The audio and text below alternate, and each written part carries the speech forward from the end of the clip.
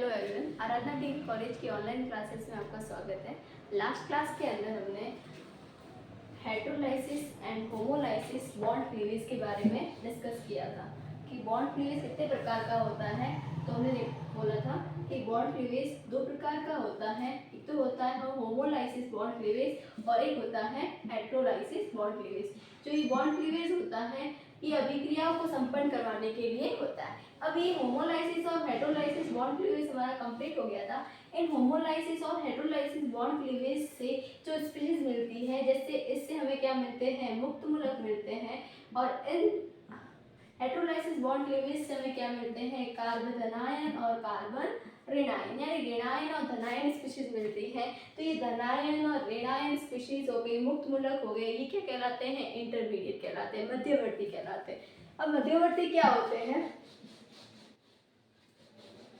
इनके बारे में आज डिस्कस करेंगे। मध्यवर्ती क्या होते हैं कि जब हम किसी अभिक्रिया को संपन्न करवाते हैं तो जो रिएक्टेंट है वो किस में कन्वर्ट होता है, प्रोडक्ट में कन्वर्ट होता है। तो अब ये जो रिएक्टेंट है वो डायरेक्टली प्रोडक्ट में कन्वर्ट नहीं होकर पहले क्या आती है, एक ट्रांजिशन स्टेट आती है। और ये ट्रांजिशन स्टेट जो होती है यानी संक्रमण अवस्था, कौन सी स्टेट होती है, संक्रमण अवस्था। और पहले रिएक्टेंट किस में कन्वर्ट होगा, एक संक्रमण अवस्था में परिवर्तित होगा, फिर संक्रमण अवस्था किस में परिवर्तित हो जाती है, प्रोडक्ट में कन्वर्ट हो जाती है। यानी प्रोडक्ट क्या होता है, स्थायी होता है, और जो रिएक्टेंट होता है प्रोडक्ट की तुलना में क्या होता है, अस्थायी होता है।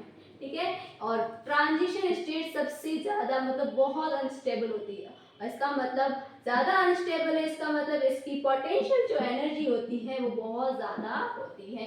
जितना ज़्यादा अनस्टेबल होगा, जितनी ज़्यादा पोटेंशियल एनर्जी होगी, वो स्पीशीज उतनी ज़्यादा क्या होती है, अनस्टेबल होती है। ठीक है, इसीलिए ये जल्दी से किस में कन्वर्ट हो जाती है, प्रोडक्ट में कन्वर्ट हो जाती है। तो यहाँ पर हमने लिखा था कि रिएक्टेंट के अंदर बॉन्ड फॉर्मेशन होता है, बॉन्ड क्लीवेज होता है, ब्रेकिंग होते हैं, और फिर ट्रांजिशन स्टेट बनती है। और ये ट्रांजिशन स्टेट किस में कन्वर्ट, संक्रमण अवस्था किस में कन्वर्ट हो जाती है, प्रोडक्ट में। और इस ट्रांजिशन स्टेट को ही हम क्या कहते हैं, मध्यवर्ती। क्या कहा जाता है, मध्यवर्ती, यानी इंटरमीडिएट। इंटरमीडिएट। अब ये इंटरमीडिएट जो होते हैं ये रिएक्टिव, इनको हम क्या कहते हैं, रिएक्टिव इंटरमीडिएट, मध्यवर्ती या इंटरमीडिएट। मध्यवर्ती कहे या इंटरमीडिएट कहे जो रासायनिक अभिक्रियाओं के दौरान बनते हैं, और जैसे ही रासायनिक अभिक्रिया संपन्न हो जाती है ये जो इंटरमीडिएट होते हैं ये क्या हो जाते हैं, नष्ट हो जाते हैं, खत्म हो जाते हैं। ठीक है। तो इंटरमीडिएट का निर्माण कब होता है, रासायनिक अभिक्रियाओं के संपन्न करवाने हेतु होता है, यानी रासायनिक अभिक्रियाओं के दौरान जो स्पीशीज बनती हैं उसे हम क्या कहते हैं, मध्यवर्ती कहते हैं, ट्रांजिशन स्टेट कहते हैं। ये ट्रांजिशन स्टेट किसमें कन्वर्ट हो जाती है, प्रोडक्ट में, यानी रासायनिक अभिक्रियाओं के दौरान बनते हैं और जैसे रासायनिक अभिक्रिया पूरी होती है तो ये नष्ट हो जाते हैं। अब ये इंटरमीडिएट जो होते हैं ये अलग अलग प्रकार के होते हैं, कार्बोकैटायन, कार्बोएनायन, ठीक है, कार्बीन, नाइट्रीन। तो कार्बोकैटायन फ्री रेडिकल, कार्बो धनायन, कार्बन ऋणायन,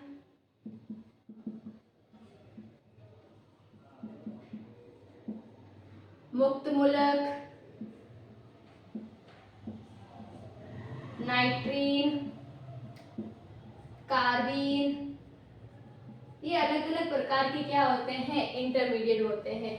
जो कार्ब धनायन और ऋणायन होते हैं ये किससे बनते हैं, हेटेरोलाइसिस बॉन्ड क्लीवेज से बनते हैं। जब हेटेरोलाइसिस बॉन्ड क्लीवेज होगा तो किसका निर्माण होता है, कार्ब धनायन और कार्ब ऋणायन का। और मुक्त मूलक का निर्माण होता है, हमने कल पढ़ा था, होमोलाइसिस बॉन्ड क्लीवेज। किससे होता है, मुक्त मूलक का निर्माण। जब होमोलाइसिस बॉन्ड क्लीवेज होता है तो फ्री रेडिकल बनते हैं, और ये सभी के सभी क्या होते हैं, इंटरमीडिएट होते हैं, यानी मध्यवर्ती होते हैं। और ये मध्यवर्ती क्या होंगे, मध्यवर्ती का मतलब होता है कि जो रासायनिक अभिक्रियाओं के दौरान बनते हैं, और जैसे रासायनिक अभिक्रिया इन्हीं के द्वारा रासायनिक अभिक्रिया क्या होती है, संपन्न करवाई जाती है। और ये स्पीशीज क्या होती है, अनस्टेबल होती है, अस्थायी होती है, जो जल्दी से किसमें कन्वर्ट होना चाहती है, स्थायी रूप में कन्वर्ट हो जाना चाहती है। और वो स्थायी रूप कौन से होते हैं, उत्पाद होते हैं।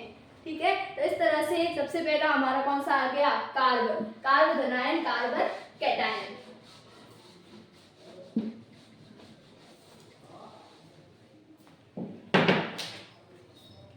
कार्बोकेटायन, कार्बोधनायन,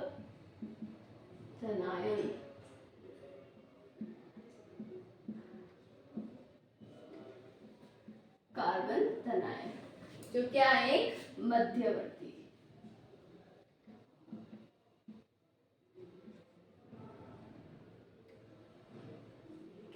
अब इस कार्बोधनायन के मध्यवर्ती का निर्माण कैसे होता है कि होमोलाइसिस बॉन्ड क्लीवेज के हेटेरोलाइसिस बॉन्ड क्लीवेज के दौरान ये CH3 ये कोई मेथेन है, ठीक है, और इस मिथाइल समूह से क्या जुड़ा हुआ है, एक लिविंग ग्रुप, और ये लिविंग ग्रुप कौन सा होना चाहिए, जिसकी विद्युत ऋणात्मकता क्या हो, अधिक हो। यानी हमने क्या पढ़ा था, हेटेरोलाइसिस बॉन्ड क्लीवेज किसमें होगा, जिनके अंदर विद्युत ऋणात्मकता में अंतर होगा, यानी पोलर होना चाहिए बॉन्ड। और पोलर कब होगा, जब इनकी जो इलेक्ट्रोनेगेटिविटी है उनमें क्या होगा, डिफरेंस होगा। तो यहाँ पर कार्बन की इलेक्ट्रोनेगेटिविटी क्या होती है, कम होती है, किसके कंपैरिजन में, फ्लोरीन के कंपैरिजन। तो यहाँ पर कौन सा बॉन्ड क्लीवेज होता है, हेटेरोलाइसिस बॉन्ड क्लीवेज होता है। और हेटेरोलाइसिस बॉन्ड क्लीवेज होने पर ये बॉन्ड के दोनों इलेक्ट्रॉन, इसकी इलेक्ट्रोनेगेटिविटी ज्यादा होने से ये दोनों इलेक्ट्रॉन लेकर बॉन्ड जब क्लीवेज टूट जाता है तो ये लेकर चला जाता है। और यहाँ पर हमारे पास जो स्पीशीज बनती है जिसके अंदर 3 तो सिग्मा बॉन्ड होते हैं और एक क्या होता है, धनावेश उपस्थित होता है। ऐसी स्पीशीज जिस पर क्या होगा, ऐसा कार्बन जिसमें 3 सिग्मा बॉन्ड होते हैं और एक धनावेश उपस्थित होता है, उसे कहा जाता है कार्बोधनायन। इसे क्या कहा जाता है, कार्बोधनायन। यानी कार्बोधनायन किसे कहा जाता है कि ऐसा कार्बन जिसमें 3 संयोजकता है किसी अन्य परमाणु द्वारा संपन्न की जाती है, जबकि एक उस पर क्या होता है, आवेश उपस्थित होता है, वो धनायन होता है, कार्बोधनायन कहते हैं। इसलिए इसमें कौन सा आवेश उपस्थित होता है, धनावेश उपस्थित होता है, ठीक है। तो अब यहाँ पर इस कार्बोधनायन से हमारे पास, इस कार्बोधनायन के अंदर हम इसका संकरण निकाले तो हमारे पास क्या निकलता है, एक मध्यवर्ती है। कार्बोधनायन का संकरण देखें तो कार्बोधनायन क्या होता है, CH3 CH3 CH3 और इधर क्या हो गया, पॉजिटिव चार्ज। अब इसका संकरण तो सिग्मा बॉन्ड कितने होते हैं, 1 2 एंड 3, 3 सिग्मा बॉन्ड है तो संकरण कौन सा हो जाता है, sp2। इसके अंदर संकरण कौन सा होगा, sp2 संकरण होगा। और sp2 संकरण है तो इसकी ज्यामिति कौन सी निकलती है, sp2 संकरण होने पर ज्यामिति कौन सी निकलेगी, समतल त्रिकोणीय, जिनकी ज्यामिति कैसी होती है, जिनके अंदर sp2 संकरण पाया जाता है उनकी ज्यामिति कैसी होती है, समतल त्रिकोणीय। यानी कार्बोधनायन के अंदर sp2 संकरण पाया जाता है और उसकी ज्यामिति होती है समतल त्रिकोणीय। यहाँ पर sp2 संकरण, इसका मतलब क्या हो गया कि इसके अंदर 3 जो ये इसके कार्बन के संकृत कक्षक होंगे, 3 कितने होंगे, संकृत कक्षक sp2 है यानी 3 है तो 3 sp2 संकृत कक्षक होंगे, 1 2 और 3। तो इसमें से ये 3 sp2 संकृत कक्षक जो होंगे वो तो क्या कर देंगे, हाइड्रोजन के साथ सिग्मा बॉन्ड फॉर्मेशन करेंगे। कार्बन के पास कितने वैलेंसी कितनी होती है, 4 होती है, वैलेंसी 4 होती है, उसमें से एक क्या रह गया, असंकृत, जिसके अंदर कोई भी इलेक्ट्रॉन प्रेजेंट नहीं है। देखो इस कार्बन का हम संकरण देखते हैं। तो इस कार्बन के अंदर कार्बन का एटॉमिक नंबर कितना हो जाएगा, 6, और इसका 1s2 2s2 और 2p, ग्राउंड स्टेट के अंदर क्या आ जाएगा, 2p2, और हमारे पास एक्साइटेड स्टेट के अंदर 1s2 2s1 और 2p3 आ जाएगा। तो हमारे पास कितनी हो गई, इसके अंदर वैलेंसी कितनी आ जाती है, 2s1 और ये हो गई 2p3।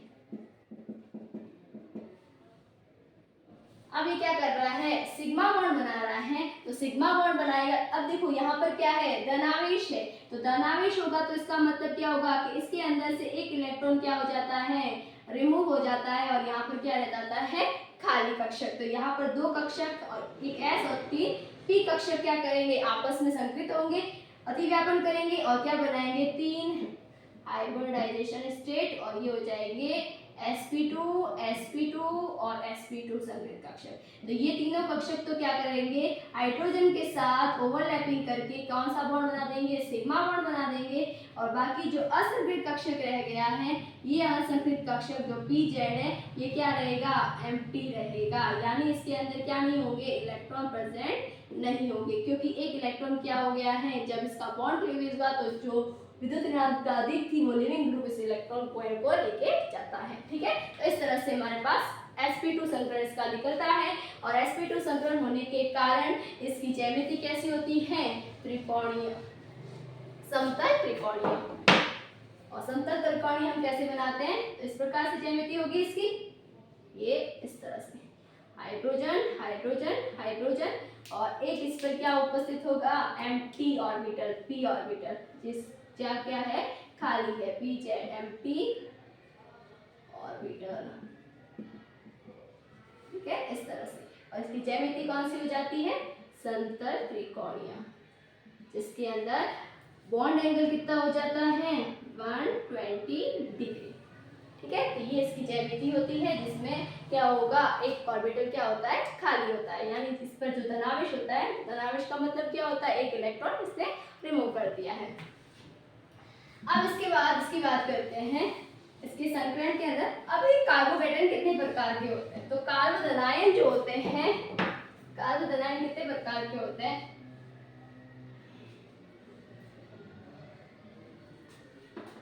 0 degree कार्बोधनायन,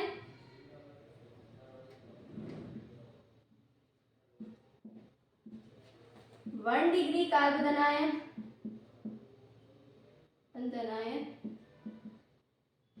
2 degree कार्बोधनायन, 3 degree कार्बोधनायन।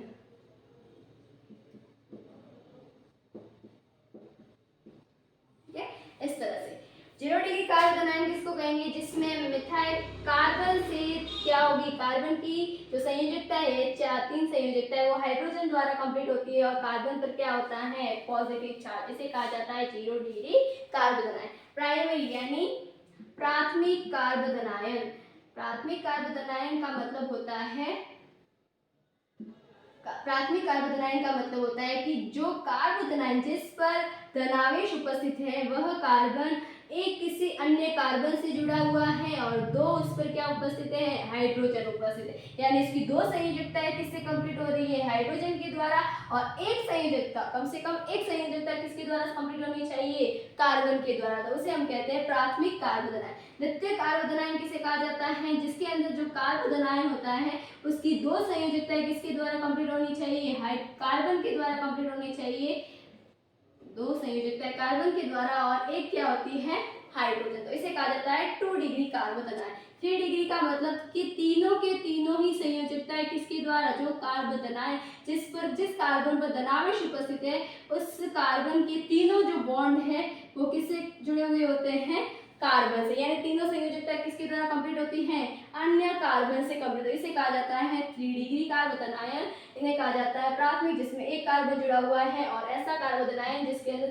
तीनों के तीनों क्या है, हाइड्रोजन समूह उपस्थित है, उन्हें कहा जाता है 0 डिग्री कार्बोधनायन। तो कार्बोधनायन क्या होता है, कार्बोधनायन एक इंटरमीडिएट है, मध्यवर्ती है, जो हेटेरोलाइसिस बॉन्ड क्लीवेज से फॉर्म होता है, और हेटेरोलाइसिस बॉन्ड क्लीवेज के कारण इसके अंदर क्या हो जाता है कि जो लिविंग ग्रुप है वो इलेक्ट्रॉन लेकर चला जाता है, और इलेक्ट्रॉन जब बॉन्ड क्लीवेज होता है तो बॉन्ड क्लीवेज होने के बाद पूरा इलेक्ट्रॉन पे किसी एक परमाणु पर परमाणु जो विस्थापित हो जाता है इलेक्ट्रॉन, वो कौन सा हो जाता है, अधिक विद्युत ऋणी, और कार्बन पर क्या आ जाता है, धनावेश आ जाता है। तो इस प्रकार से कार्बन पर धनावेश आ जाता है, और इसके पास कितने बॉन्ड होते हैं, 3 सिग्मा बॉन्ड होते हैं, और इससे कार्बन का जब संकरण निकाला जाता है तो वो sp2 निकलता है, और sp2 संकरण से हमारे पास जो ज्यामिति निकलती है वो कार्बोधनायन की कौन सी हो जाती है, समतल त्रिकोणीय। समतल त्रिकोणीय ज्यामिति के साथ इसमें एक ऑर्बिटल ऐसा होता है pz, जिसमें एक भी इलेक्ट्रॉन प्रेजेंट नहीं होता, यानी एम्प्टी ऑर्बिटल हमारे पास प्रेजेंट होता है।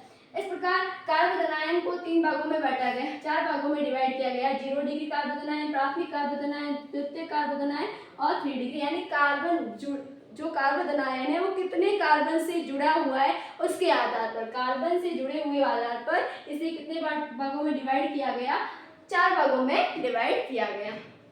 नेक्स्ट देखते हैं इस कार्बन आयन के अंदर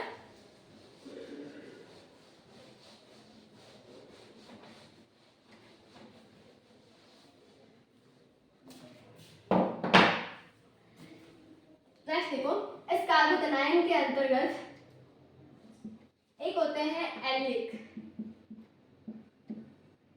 कार्बन आयन, एक होते हैं vinyl carbon ion. Allylic carbon ion क्या होते हैं?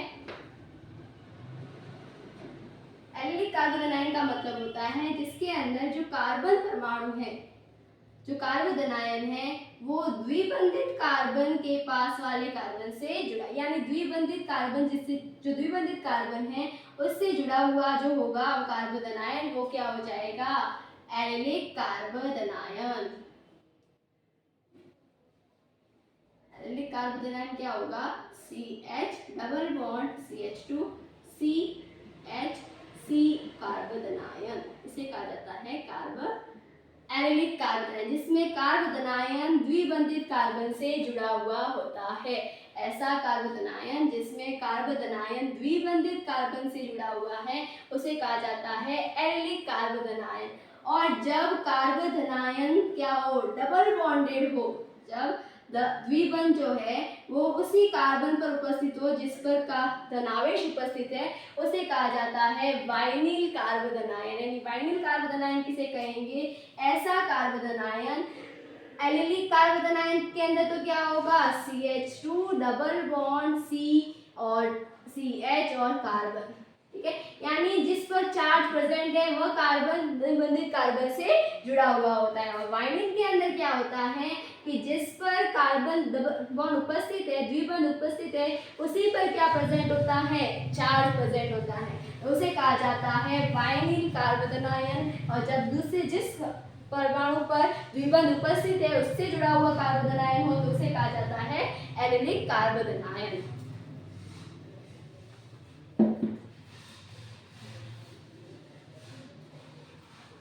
ठीक है, इस प्रकार हमारे क्लासिफिकेशन ऑफ कार्बन आयन क्या हो जाता है? कंप्लीट हो जाता है। नेक्स्ट हम देखते हैं कार्बन आयन का स्थायित्व। आयन का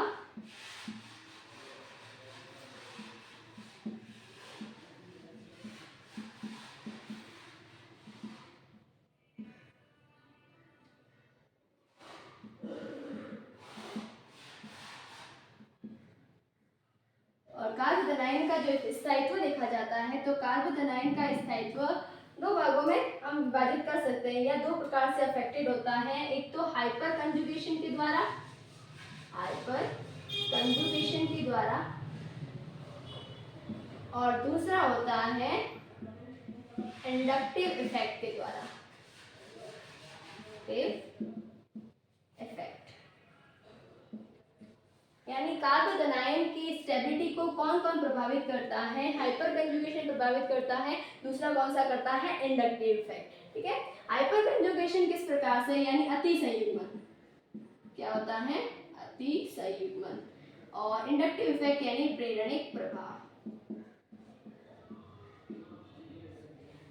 अति संयुग्मन किस प्रकार से प्रभावित करता है और इंडक्टिव इफेक्ट किस प्रकार से कार्बन आयन के स्थायित्व को प्रभावित करता है, वो एक एक करके हम पढ़ेंगे। सबसे पहले देख लेते हैं हाइपर कंजुगेशन।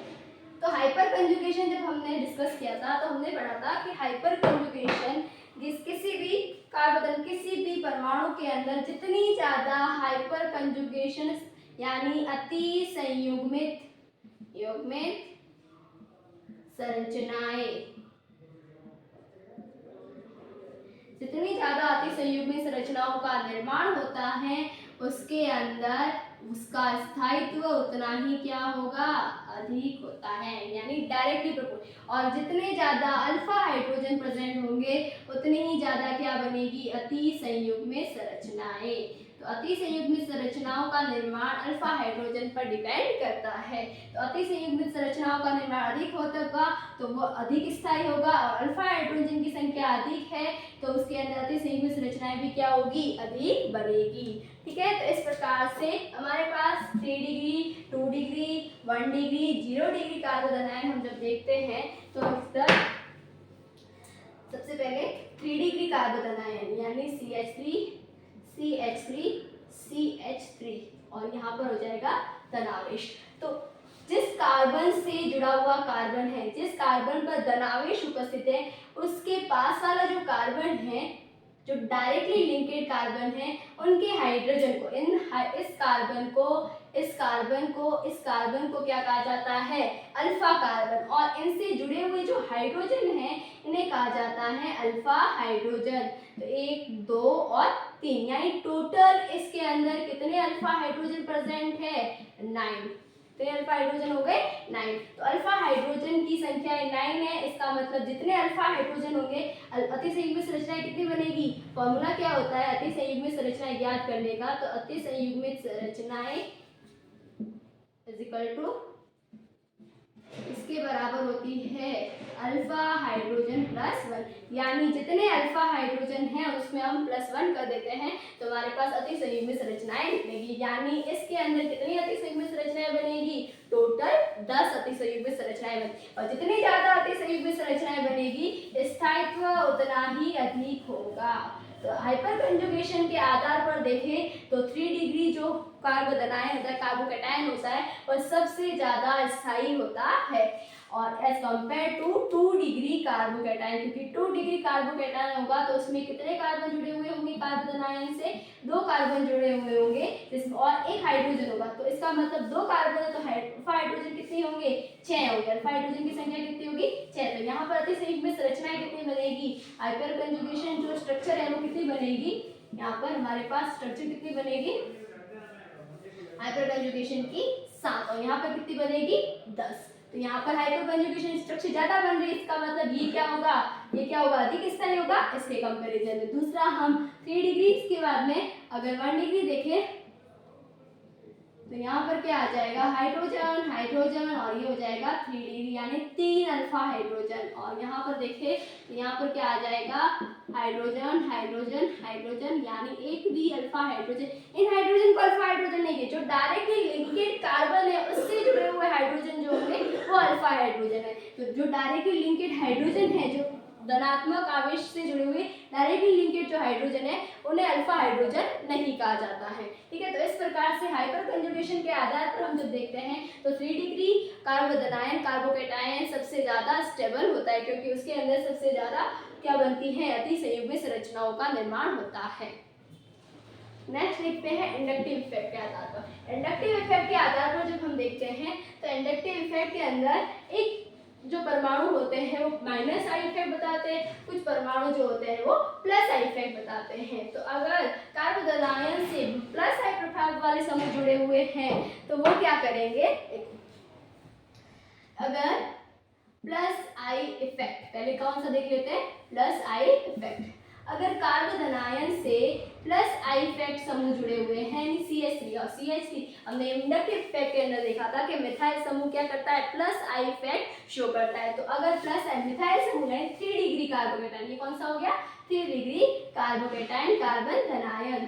तो यहाँ पर 3 डिग्री कार्बन आयन जो होगा इसके अंदर ये धनावेश है, यहाँ क्या होगा, ये भी इलेक्ट्रॉन जो प्लस आई इफेक्ट वाले होंगे वो क्या करते हैं, इलेक्ट्रॉन डोनेट करने की टेंडेंसी रखेंगे। तो ये इलेक्ट्रॉन डोनेट कर रहा है, ये इलेक्ट्रॉन डोनेट, इसका मतलब इसकी चार्ज में क्या आएगी, कमी आएगी, और जहां आवेश कम, आवेश क्या हो रहा है, न्यूनतम हो रहा है, तो स्थायित्व क्या होगा, अधिक होगा।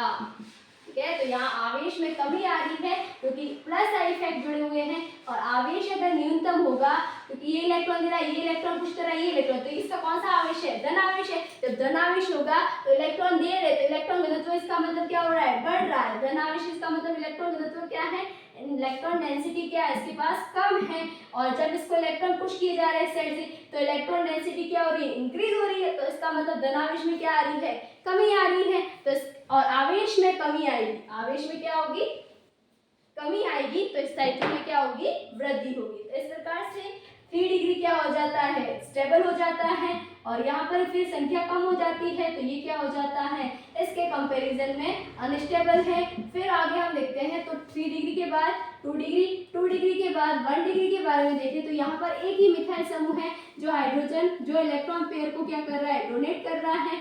और 0 डिग्री के अंदर देखें तो एक भी क्या नहीं होता है, मिथाइल समूह नहीं होता है जो इसके चार्ज को क्या कर सके, मिनिमाइज कर सके। इसलिए हम जब 3 डिग्री, 2 डिग्री, 1 डिग्री उसको प्लस आई इफेक्ट यानी इंडक्टिव इफेक्ट के आधार पर भी जब देखा जाता है तो 3 डिग्री क्या है, इज मोर स्टेबल। और जब हाइपर कंजुगेशन के आधार पर देखा जाता है तब भी क्या निकलता है कि 3 डिग्री जो कार्बोकेटायन है is more stable. Okay, next हमारा पॉइंट है प्लस आई के बाद हमारा minus I effect.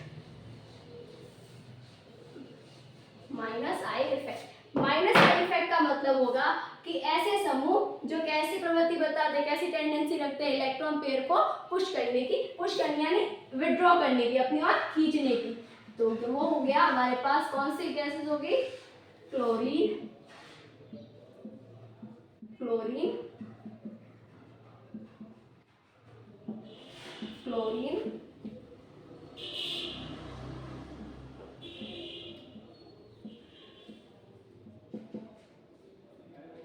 Hydrogen, hydrogen, hydrogen. इस प्रकार यहाँ पर हम देखें तो यहाँ पर क्या हो रहा है कि ये इलेक्ट्रॉन लेने, विड्रॉ करने, इलेक्ट्रॉन विड्रॉइंग ग्रुप होते हैं, और माइनस आई ग्रुप क्या होते हैं, इलेक्ट्रॉन विड्रॉइंग है, खुद की ओर आकर्षित करते हैं अपनी ओर। तो यहाँ पर ये इलेक्ट्रॉन लेंगे तो यहाँ पर ऑलरेडी क्या है, प्लस चार्ज है, पॉजिटिव चार्ज है, इलेक्ट्रॉन डेंसिटी क्या है, बहुत कम है, और इलेक्ट्रॉन डेंसिटी कम है, और ये इलेक्ट्रॉन और ले रहे तो यहाँ पर इलेक्ट्रॉन डेंसिटी और कम हो जाएगी। तो चार्ज क्या होगा, आवेश में क्या होगी, वृद्धि होगी, आवेश में क्या होगी, वृद्धि होगी। तो स्थायित्व में क्या आएगी, कमी आएगी।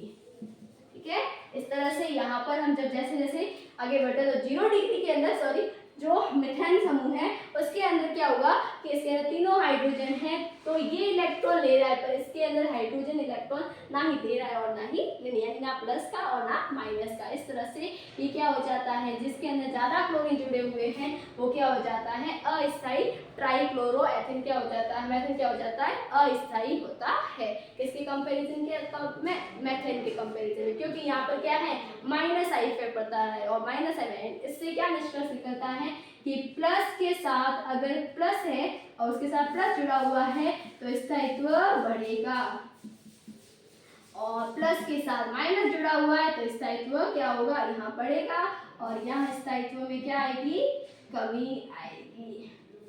ठीक है, इस प्रकार से हमारा कार्बन एनायन टॉपिक नहीं खत्म होता है। लास्ट कार्बन एनायन के बारे में हम नेक्स्ट क्लास में डिस्कस करेंगे। Thank you.